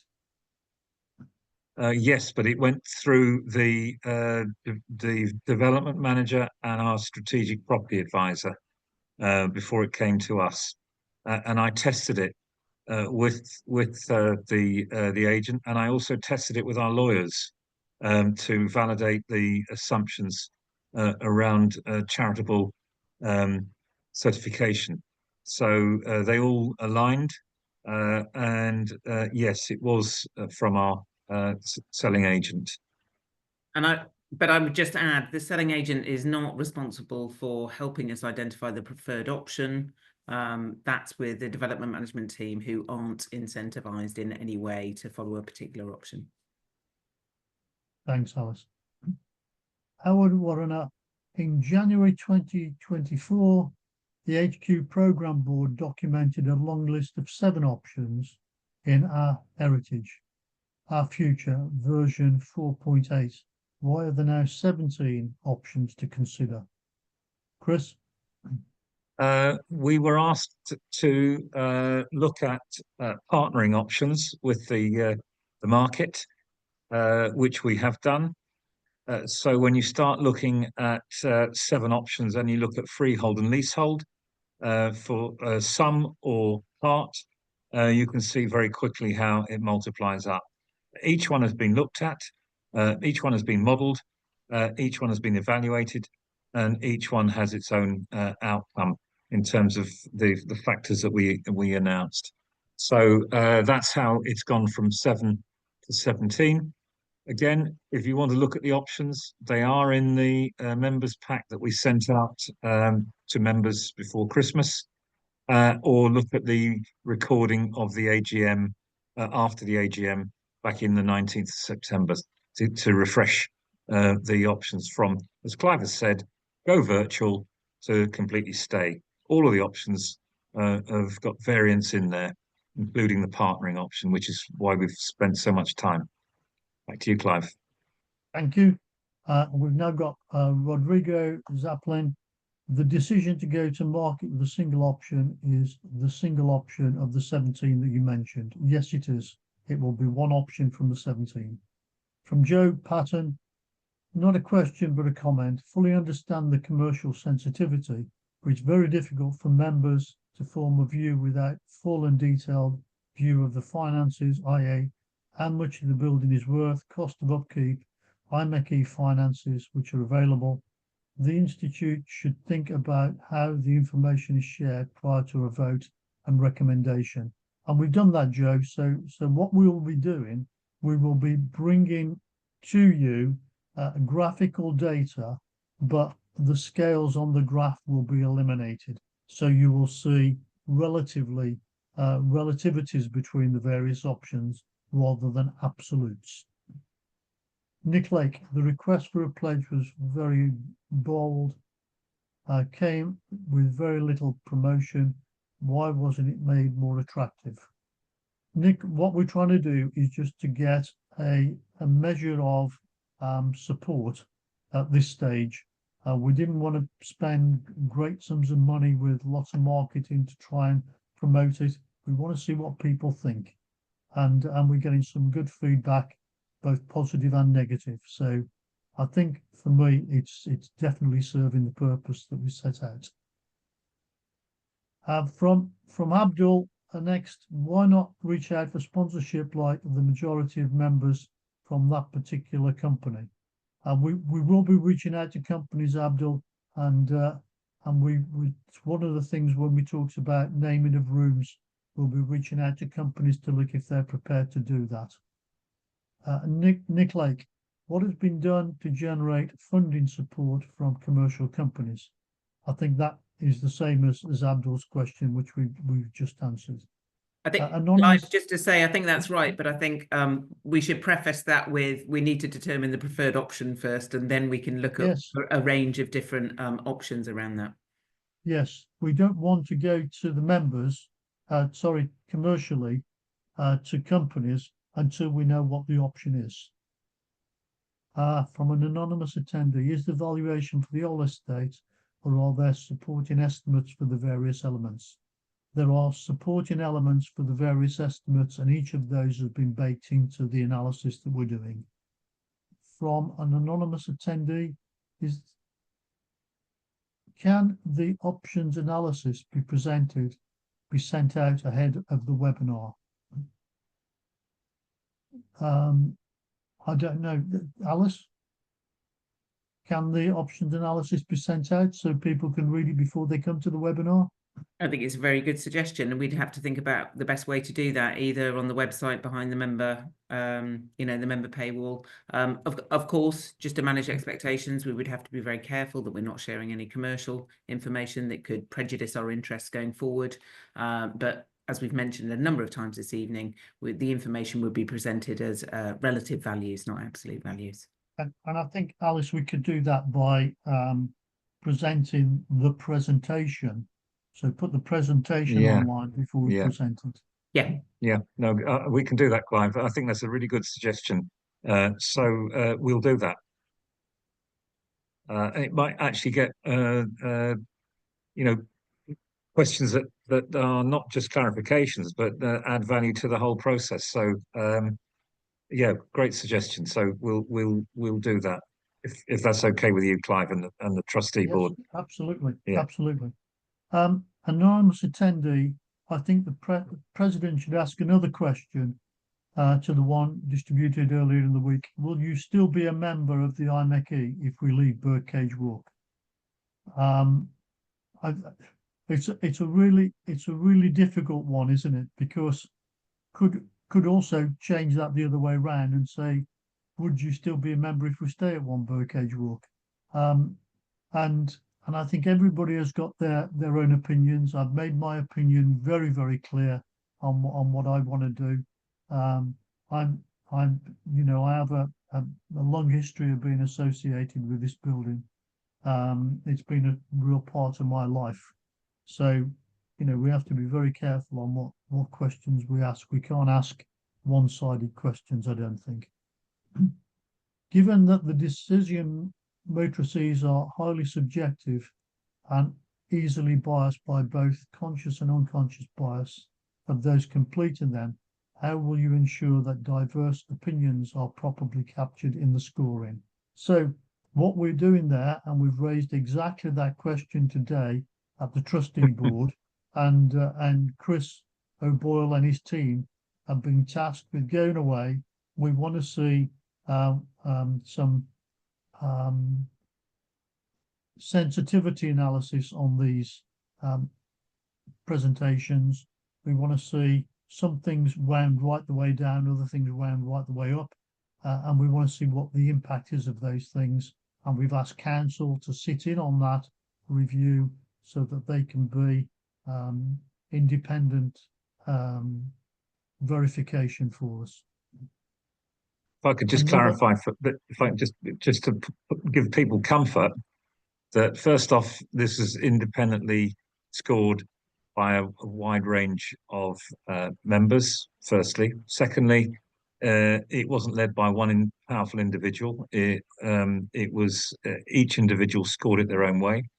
They got an explanation of what the scores, what the descriptions were. We used the same matrix, scoring and weighting, that was included in the strategic outline business case, which was approved by the trustee board. So that was gone through full governance test, and we applied that rigorously at an independently hosted workshop. So what we're doing is we're not challenging the scoring, which I think was the source of the question. We are doing sensitivities about the weighting, which were approved by the trustee board, and which we're testing to see whether they make any difference to the qualitative scoring. The financial scoring are robust. The risk scoring is robust. The affordability test is robust. We're looking at the subjective scoring to make sure that the sensitivities around that are commensurate with the sensitivities of which we've applied to the financial and economic cases. So that's the absolute test that we're doing now, which Clive announced to you. Thanks, Chris. The next question is from Trevor Lee. We need to retain a HQ presence near the seat of government to maximise influence, I think. And that's a fair statement to make, Trevor. Thank you. Malcolm Robbins, why was it considered necessary to market the three properties together as a block and not individually with separate votes held accordingly? Malcolm, I think we've already answered that on a couple of occasions now. And it relates to the individual elements not equating to the same value as the total building. From an anonymous attendee, if only 10 to 12 members typically use the central London building, then can we justify the cost of a prestigious central London HQ? And that's a very good question. And it is one of the things that comes out in the options analysis in some of the non-financial measures. From Brian Cook, could you remind us what the original problem was that caused the institution to commence this process in 2010, as mentioned by Alice Bunn? I can, because I was around in those days. The then CEO was determined he was going to sell the building, and as trustees at that time, we were determined that he wasn't, and we went through started the process then. But not only that, we had the situation evolving where there was the lack of investment, the underinvestment, and the chief executive at that time wanted to sell because of the underinvestment. The trustees wanted to create the investment to be able to move it forward. And that started the whole program. Another anonymous attendee, with this process considered to have started in 2010, are there any estimates on the cost of this process to the Institute to date? Alice, do you know the answer to that question? No, I don't think we have an estimate over the overall period. What we can say is we can talk about the costs in the current phase. So the current phase has been under the leadership of Chris since last summer. The difference in the current phase is that we have, on the advice of council, in particular, brought on external experts. So it's been more expensive than previous efforts. We've had a budget of 750,000 for this phase. But more than that, we've had an incredible effort from volunteers and also quite a high level of staff time spent on this as well. And I'm pretty sure when you look back and over previous working groups' efforts, and there have been 5 or so since 2010, the lion's share of the effort has been in volunteer and staff time. I haven't done the estimate, but it would be a large figure. Thanks, Alice. The next one from Said Abidi. What benefits will the Institute member receive in selling the HQ? Alice? What we will do in the next suite of webinars is talk about the implications of a shortlisted number of options for member services. What we are doing at the moment, and we're not making any assumption around increase in membership fees for any options, but there are different degrees of affordability in those shortlisted options, and I would expect that to be one of the rich discussions that we can have with members in the future set of webinars. Thanks, Alice. The next one from Homoregbi Bello. When we sell HQ, where are we going to move to? I think that is premature to suggest that we're selling HQ. That decision hasn't been made. We haven't gone through the options in sufficient detail to bring it down to a single option. So I don't think we can answer that question. And I think that would be something for the future. Tim Winter. Are we able to obtain market value for the whole site and also for different parts of the site, with HQ remaining with a smaller footprint of the current site? If not, why not? So, Tim, what we have is values from the property agents, and it's been validated data from more than one property agent of the individual values of the parts of it. IMechE, 1 Birdcage Walk, 3 Birdcage Walk, and 8 to 12 Old Queen Street, and we have the same information for the whole site. So that's the information that's going into the options analysis that will come out in the series of webinars that we're planning to share with you. Russell Burney, what is the expected timescales for follow-up webinars and the expected member vote on the prepared option? So the webinars will be over the next 2 months, and we expect the vote to be in June. That is what we think today. Of course, that is not cast in stone, and we don't intend to cast it in stone. We want to make sure that we get to the right decision, that we're flexible enough to respond to any changing circumstances and any feedback that we get from our members. From Chris Whelans, I may have missed it, but how long are the valuations, and what is the feedback regarding whether the property values are currently increasing or decreasing? Chris? The different sectors are performing differently. The hotel market is very, very strong. The office market is very weak where we are. Residential market is pretty neutral. And then you look at freeholds and leaseholds. If we look at freehold, we think we'll get a very strong return. If we go with leasehold, which is typically a long leasehold, if we go with a residential, we'd probably lose the freehold because of the move in enfranchisement in the UK. So we'd have to structure something outside of the 1954 Property Act, which can be done.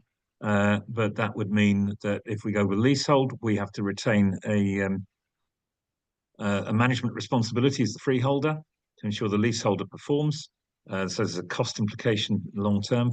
If we go with a freehold, it's a clean sale. So we've looked at all of those different options, and they are variable, as you can imagine. Rents are currently weak where we are compared to the strength in, say, the West End. So it depends on the use and the value that we get. The good news is we're sui generis, which means we're not listed, so that we are able to adopt any use, which goes to value. And we've had discussions with the planners, and they're pretty supportive of our approach. They clearly don't want us to demolish or any party of the building to be demolished. So those all have gone into the options appraisals, which we haven't made a decision on yet, and that will come forward in due course. So we've looked at all of the different strengths and weaknesses of the building to help us in that process of shortlisting. Clive, back to you. Yeah, thank you. The next is from an anonymous attendee.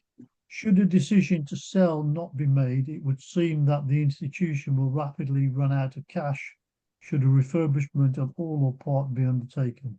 The trustees are responsible for the long-term viability of the institution. How can some of the options now be back on the table? I think we want the options back on the table because we want you to see that we've done a thorough job on this. We want you to see that we've not eliminated things randomly. We want everybody to be aware of how we've gone through this process and how we go through the process now to get to that final decision. An anonymous attendee, as the governance of the institution failed in not managing the upkeep of the building, this is basic activity. Being one of the largest institutions, we should not have arrived at this situation, as membership fees have been increasing substantially over the years. And I think that is something that a lot of the current trustees would agree with. How have we got in this position? We are where we are. We need to resolve it, and we need to resolve it quickly. John Chappell is, I think, next. Is there a view on the timescale by when a commercial agreement needs to be achieved for the preferred option to conclude the whole process for the HQ project? Could you pick that one, Chris? Yeah. John, we are, as Clive has explained, we're trying to go through a process of consultation with the members that will follow the discussions internally and through the governance committees, which takes time. As we mentioned, we had a trustee board this morning to help us in that process. No decisions were made. No decisions were asked to be made. We want to get briefings and seek further input to sensitivity analysis, which we've discussed. That will come through a shortlisting, which we will then discuss internally, the governance committees, bring the findings back to you, share it with you, as Clive has mentioned, in May, June, if we can secure agreement with a recommendation for one option, and that takes then 52 days to consult with members through the My Voice platform and the mail, 14 days, 21 days briefings in advance, 14 days member vote open, result known, probably before prime summer holidays, maybe July. So that will be our vote. How long and what the option is, I don't know. It'll be different if we have to partner with a developer. So we have to then go to the market. We won't do anything over the summer. It'll start off in September. If we have the members decide that no, they want to stay and we can find a solution, then we'll have to end up with a discussion about funding and contractors and design. So all of the options have got different timelines. But our intention is to really get us to a point as quick as possible so we have clarity on what we're doing. And then we can look at how to deliver that and how to implement the decision from members, which is best for our institution, whatever that is. Hopefully that answers Clive a bit more about the time frame looking forward. Thank you. The next question is from Jeff Burton.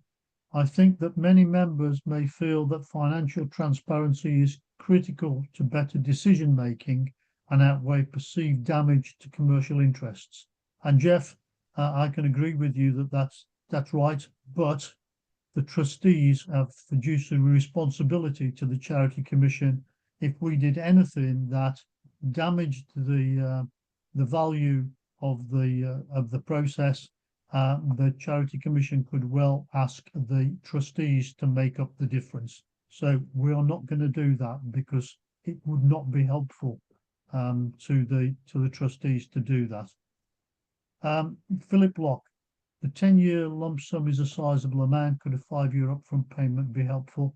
And I think, Philip, that is a really good point. Somebody else made that previously. 10 years was just a random number. We could easily say, would you like to pay for 5 years or 10 years upfront? So we'll take that on board. Thank you. Michael Fanstone, the problem with members supporting costs by paying membership fees in advance means the revenue of the institution will be reduced in the future. A separate donation is preferred and any surplus retained for future upkeep. And I agree with you, Michael, but there is also the option that we don't expect more than 10% of the members to feel that they could make a multi-year payment. Many members have their fees paid for by their firms, for example, but with a few people contributing a lump sum upfront of membership fees, it does ease the burden for us and doesn't have a massive impact on the annual financing of the institution. Russell Skinner, this presentation is suggesting that much information cannot be disclosed because it's commercially sensitive. However, any potential buyer will perform due diligence and their own expert analysis, and they would not rely on any information expressed during these webinars. Too many answers being given say that the question cannot be answered because it would disclose commercially sensitive information. It's a point well made, Russell. That is absolutely true. But if you were going to wanted to buy something, you'd want to know how much the buyer, the seller actually wants, because if you know how much the seller wants, you can then negotiate down from that. If we tell the market how much we want, then we won't get that much money. If we don't tell the market what they want, they will come in knowing there are other people putting bids in, and it'll be more like an auction. Curry Mashford, what quantum of sponsorship and or pledges would make keeping at least one birdcage walk viable? Again, that's commercially sensitive, Kerry. We can't tell you that information, I'm afraid. Andrew Lau, would it be more representative as part of the consultation process to let members vote on each of the 17 options prior to coming down to one option for the final vote? The problem with that, Andrew, is that each one of the votes that we do costs around £50,000. So we would be spending a lot of money if we were voting on many options. It's something we've discussed in a lot of detail at the trustee board. We've also discussed it with the legal advisors, and the legal advisors said if we went that route, we would probably end up with a solution that nobody wanted. And Clive, just to add to that, I think what we know already is not all of those 17 options will be financially viable for us, and that's something that we'll discuss in the next set of webinars. So we can be completely agnostic about the preferred option, but it must be financially sustainable and see our institution thrive into the future.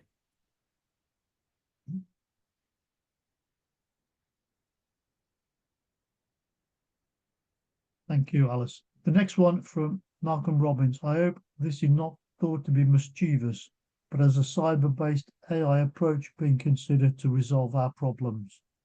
Alice. I don't need a cyber-based AI approach. We've got over 100,000 members to tell us the answer. No, is the short answer. We're relying on experts that with their professional indemnities, etc., to help us in deriving a preferred option and in our consultation with the membership. I thought it might have meant buying Bitcoin, actually. I've got one from Chris Whelan's. Chris, I think you've already asked this previously, and I thought we'd answered it. How long are the valuations valid? Well, the valuations are going to be valid for the time that we're looking at this. And are the property values in the market increasing or decreasing? Some areas are increasing. So hotel values are increasing, but office space is reducing. Alan Murray, it is incredible that only 40 votes are required. What is the basis for this number? Alan, the 40 votes required is written into the bylaws. I think we've already said this before. The bylaws state that a minimum of 40 votes, 40 voting members are required to be voting on any item at a general meeting. Now, we're expecting a lot more than 40 votes. That is just the quorum. I'm hoping that we get 40,000 votes.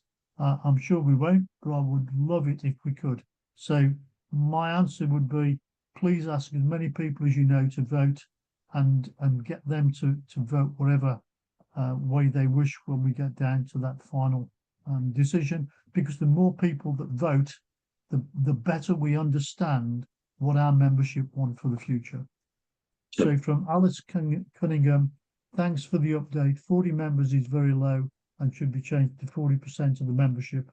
And the point with that, Alice, is that 40% of the membership do not engage on these type of events. If we had to have 40% of the membership, we would never make any decision at a general meeting that required a vote, I think, unfortunately. And it is very low, but that's written in the bylaws. From Kerry Mashford, can we please keep the option to put forward alternatives to a vote if two or more alternatives are very close in cost and benefit? Yes, Kerry, I'm sure that we could do that, but they would need to be very close in cost and benefit, I think. Alice Cunningham, thanks. That's one I just answered, I think. Barry Hart, this is not so easy, Alice. Do you have a suggestion for getting more people to vote? Yeah, very good question. My sense is to date, we're getting the people that vote who have a strong feeling about our HQ, you know, either to stay as we are or do something, you know, completely radically different. There is very, very strong opinions on both sides of the argument. And we have a majority of the membership in the middle who, frankly, don't think very much about this at all. What we will be doing in the next webinars, when we've gone down to a shorter set of options, will be to setting out to the membership the consequences of a variety of options, both to the membership services that you could expect, to membership fees, thinking about the risks associated with deliverability, in a way that I hope means that every single one of our members understands that they should have an interest in this future decision on our building. Other than that, once again, I appeal to you all here. Obviously, you are some of those people who already have a keen interest in what happens with the building, but if you can share the message amongst your networks that it's really important to vote, it is a decision that affects us all, that would be hugely helpful. Absolutely. Richard Young has said, surely an approach to the Lottery Commission and their response yes or no could influence your decision to sell or to retain. I don't know, Alice, do you know if that's a feasible thing to do? We would need to have an option to put to the Lottery Commission, and we don't have an option to put to the Lottery Commission. It also would, it may give us a degree of comfort on financial risk, but it wouldn't be a certainty either, much in the same way as we were trying to understand the degree of likelihood around fundraising from our membership, as per your email earlier in the week, Clive. It's an indication, but it's not a certainty. Yeah. There is an issue having a mortgage on OBW with the constraints the building cannot be sold without membership agreement. That's an anonymous attendee. I don't know whether, Chris, whether you've thought about that. I think, Clive, it goes back to a previous question. If we want to do anything with the estate, the trustees have basically said that they view the whole estate as governed by the restriction in the bylaws that only covers one birdcage walk or 1 to 3 to 5 story gate. So I think if we needed a mortgage, I think we'd have to word either a motion to say if we can't get the approval through, when by default we'd have to have a mortgage to help us, if that's appropriate. But that's prejudging the outcome of the discussions and the preferred option. And it might be that the preferred option is to do nothing and to take a mortgage on it, and that's the vote we put to the members. I don't know what the outcome will be. We'll have that as an option. And I think though, if we did go to an option to the members to say we want to take a mortgage on the estate, we would have to say that if we foreclosed on the mortgage, then the risk of losing number 3 and Old Queen Street would be very significant if we foreclosed on the mortgage, and that would have to be approved at a vote as well, I believe. I think so. That's what the lawyers have told us. Yeah. Anonymous attendee, what benefit will members get with this selling of HQ? And I think we have previously tried to answer that. Members won't get any financial benefit from selling the HQ, if that's what the attendee is trying to get to. Kerry Mashford, you may only want to put forward one option. Can you at least provide reassurance that the option of keeping one birdcage walk only, coupled with sponsorship and the sale of the remainder of the property, is considered against keeping the whole of the property, which would require greater cost to refurb, require greater sponsorship, and have no income from the disposal if the non-one birdcage walk property. And Kerry, that is one of our options. It will definitely be one of the options that comes forward to retain number 1 birdcage walk with the sale of the number 3 and Old Queen Street. Paul Lighthouse, might sell and lease back be one of the options? Chris?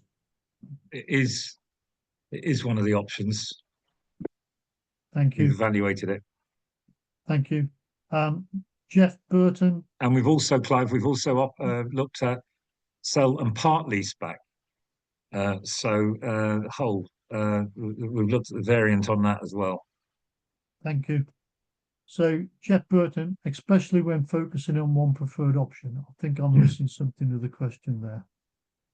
Emma writes, maybe if you made it directly relevant to people and asked them whether they would prefer to keep the building or pay £100 less per year for membership, you might get some engagement. That's a nice thought, Emma. Thank you. And I think that's the last of the questions that we have this evening. And I'd like to really thank everybody for bearing with us on this. I know that the number of participants has dropped down dramatically in the last 30 minutes, but there's still a number of you out there, and I'm really grateful that you're showing such passion for this decision, whether it's passion in favour of selling or passion in favour of staying. And so thanks very much. I'd also like to thank the